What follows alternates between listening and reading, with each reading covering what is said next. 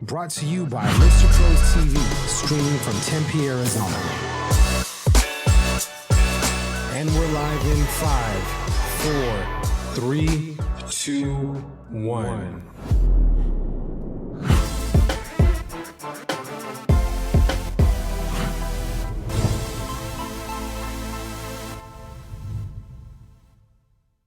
Hey guys, Jordan Nielsen here, host of Real Estate Pros on Mr. Pros TV. And today we are here with Candy Bowen of Tierra Antigua. Welcome to the show, Candy. Thank you.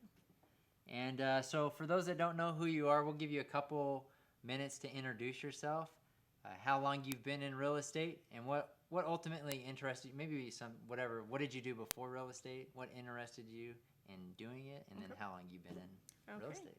Yeah, so I was a park ranger, law enforcement at Patagonia Lake, and then I got pregnant with my son and decided I didn't want to be law enforcement anymore, and moved to Salarita, and I decided to get into real estate because I thought it would be something where I could spend more time with my family. That's what I thought. Bad career choice. Turned out a little bit differently than that, yeah, because it get really busy. So I started real estate in November of 2016, and actually this last year I just won the Tucson Association Rookie of the Year Award.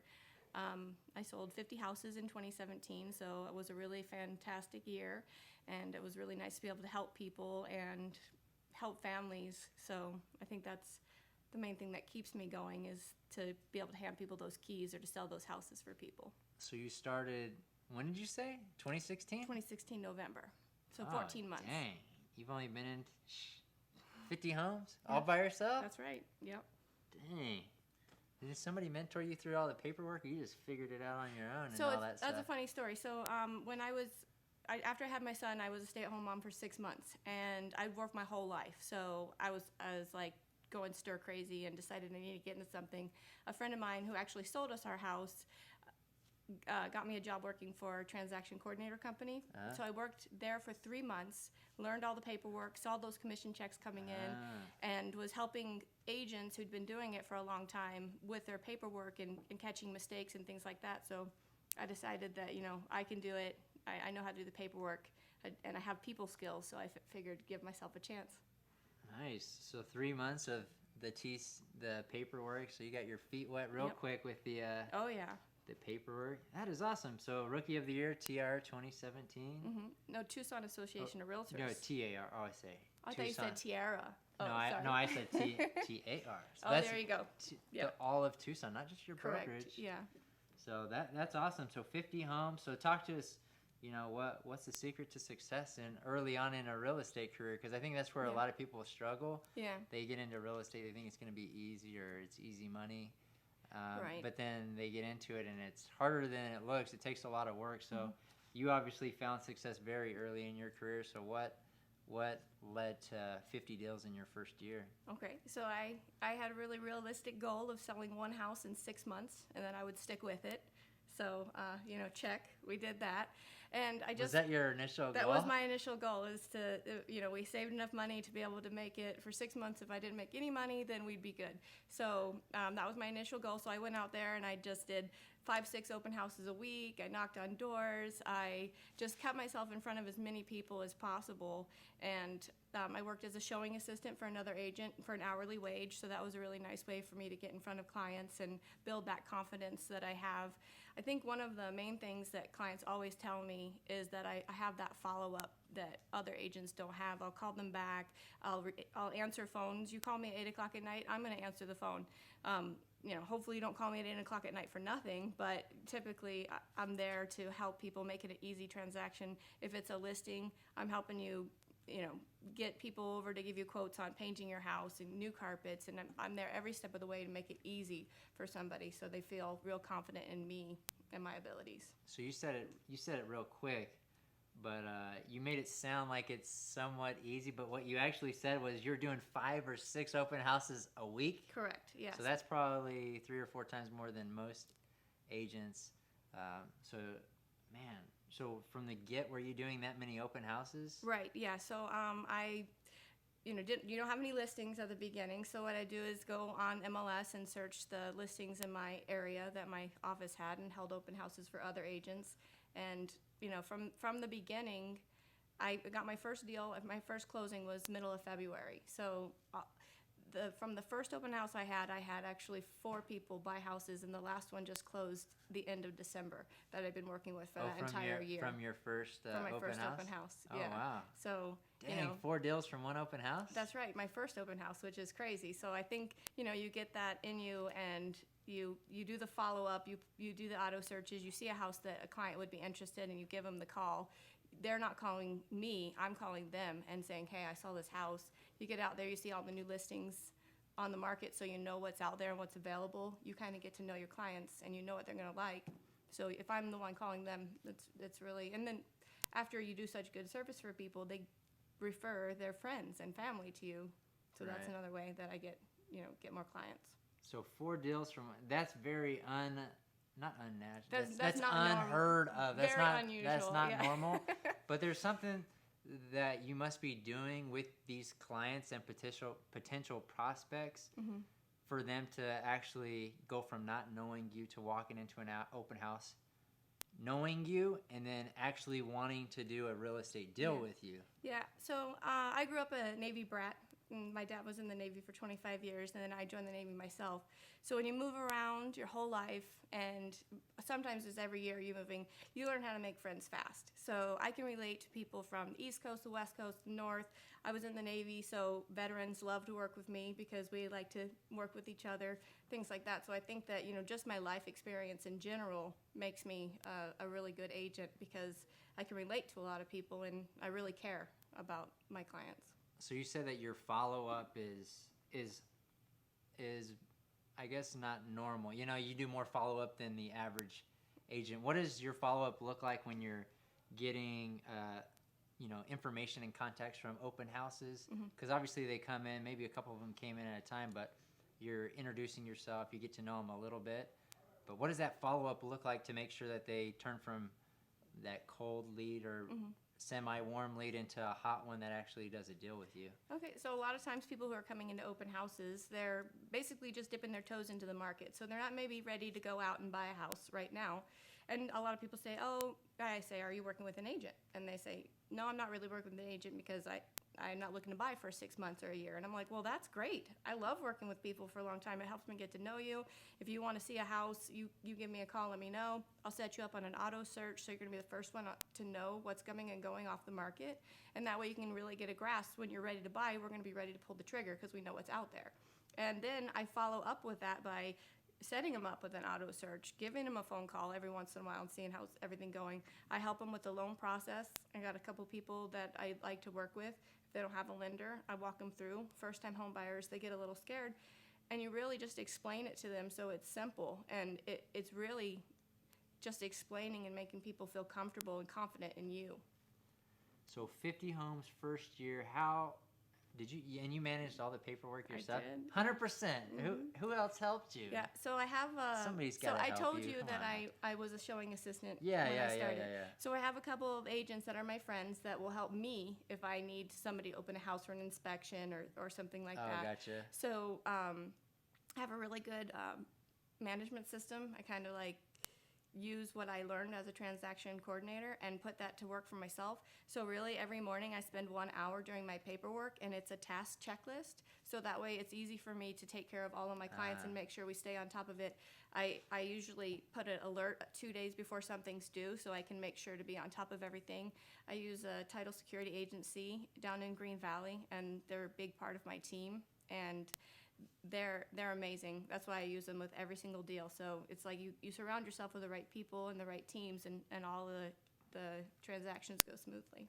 So what system do you use to manage this? My secret sauce? Is that the No, secret sauce? No, it's not You don't my secret wanna sauce. I'm share it? kidding. No, it's called Paperless Pipeline. Anybody can get it. It's $75 a month for 10 transactions, and then if you get more than 10 transactions, you can pay a fee. But you basically set it up with the checklist. You put your dates in there, due diligence, closing, all the different steps that it takes. You just put it in there, check it off. So that's more like your transaction management? That is. And that gives me, like I said, I spend 1 hour in the morning doing that, and that's what gives me more time in the rest of the day to make my phone calls, to follow up with my clients, and show houses and all of that. Awesome. So so we talked a lot about open houses and man, you're just going out there going hard on the houses. You're determined to get that one deal in your first 6 months. Yes. After 6 months, how many deals had you done? Because it probably grows. Okay, yeah. So February I did 1, March I did 2, April I did 3, and then I think May I did 6. So whatever. So then it started to creep up from there. Yeah, it started creeping up from there. But so what does the future look like? Are you going to try to do 100 deals by yourself, or are you trying to, work? Because you did mention that you have a kid and you wanted to spend more time with. Yeah. So 2018 goals. Yes, 2018 of course, 2018 goals are to grow. I would love to double my numbers, but realistically, I'd like to get into the 70 transaction numbers. I definitely will be hiring somebody to help me full time, because when you get to this level, I think it minimizes your ability to do everything, especially being a good mom and a wife. Those should be number one priorities for me. So getting an assistant, getting somebody to be able to help me with the time is one of my goals for this year, for sure. Nice. So being a wife, how is your husband taking this? Because you're like, all right, we got money saved up, 6 months. I'll try to do a deal, and then you just start. It starts snowballing. What does he think of your success? He is my biggest supporter. He's always been. I'm always an overachiever, if you will. When I went to the police academy, I was top of my class. They elected me as president, and I got highest academic honors. And my class voted me as the rookie award for the police academy. The same thing with leadership training. I always am the one that gets picked to go do speeches and things like that. So I just have it in me to just do my best, 110, 20%. I know that's not possible, but right. I think that when you have that in you and you find a career that you love, and that time that you spend working and doing a good job for your clients, and you really get the reward at the end of the day, that makes you want to do it even more. So I'm ready to help somebody, train somebody to help me, so we can both do really good in the future and also give really good service to my clients. Right. So from a client perspective, what sets you apart from the, I guess you would call it, the average agent on the street? Why are people ultimately picking you? Because you threw out a lot of things, your background, your experience. Is there anything, if you had to pinpoint one thing, what would that one thing be that sets you apart? Well, follow-up, and that extends past closing. So I have lots of clients that reach out to me for help with home warranties that I've gotten them, or questions about the community, places to get their house painted, just different things, and I'm always available, always answer my phone call. A lot of agents, I think, after the deal's done, and they don't follow up with their clients anymore, but my follow-up continues past closing, and that way they feel like they're moving here, maybe they don't know anybody. I'm who they know. So it really helps for me to be able to help them find things about the neighborhood if I can. If I can't, I'm going to find somebody who can help them.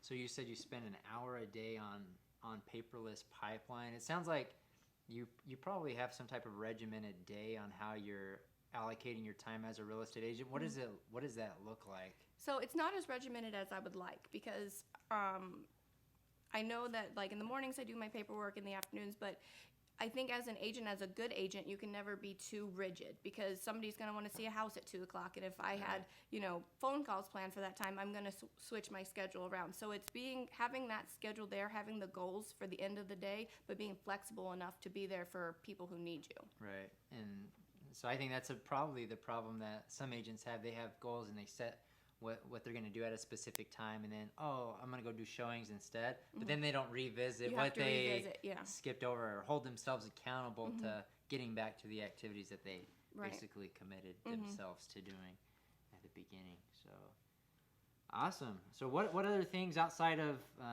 so obviously right now you're a year in, you're probably focused on follow-up as well, or referrals from your clients. So you have clients and referrals. What does that look like? Your follow-up, because you said you follow up past the closing. Like you said, you're it sounds like you're a resource for your clients, whether they're looking for a painter or a pool person or whatever that may be. What else? What does it look like past closing, or how do you stay in contact without just saying, "Hey, I'm a realtor. You know what I'm saying? Yeah, no, like, so I think just being there and making a phone call every once in a while and just saying, hey, how's it going? How's the house? How's everything going? How's your kids liking school? Then, oh yeah, there's Candy. I remember her. And you just kind of like make sure that you're top of mind to your clients and make sure that they know that if somebody gave me great service, like I get somebody who gave me a really good haircut and they keep doing it over and over again, I'm going to tell my friends about them. So I feel like as a service person, you provide the service, you provide the good service, they're going to feel confident in recommending me to their friends and their family. And I let them know that that's how I build my business, is by their referrals. So what advice would you give to a brand new agent starting today? Oh, brand new agent. Hustle. Hustle. Just hustle. Like, get out there and don't be scared. Most people won't even ask you how long you've been doing it. You go out there and you get confident, you get experience where you can. Like I said, I started off as a showing assistant. Don't be scared. Ask agents who are doing 50, 60, 70 deals a year, hey, do you ever need help showing? I would do it for an hourly wage. Don't be scared to talk to people. That's another thing I did, is there's several agents in my agency who do really good. So I invited them to lunch and I picked their brains. And, people do that to me now. Other younger agents come and ask me to go to lunch and share some of my story. There's enough business for everybody out there. There's no need for us to be catty or against each other. We're all in it for the same deal, for the clients to have a good time. Right. Why did you choose Tierra Antigua as your brokerage? Well, I interviewed with several. The number one reason is because when I interviewed with Matt Clifton, right, I felt like I was home. I felt like this is going to be a family. It's a local brokerage. It's not big. They're not taking a lot of your commissions, and they do offer you a lot of training and help, and there's a broker hotline. I had one of my really good friends is with Tierra Antigua also, and so I went with them. And when I interviewed with some of the other brokerages, I just didn't have that feeling that this is home. As soon as I knew, I basically signed up as soon as I interviewed with Matt Clifton. So, right. And Matt and Kim have been great for, the whole time awesome. supporting I've met them me. both, and they're great people. Yeah. So as a real estate agent, you mentioned that do you focus on Sororita only, or do you cover more ground than that, or?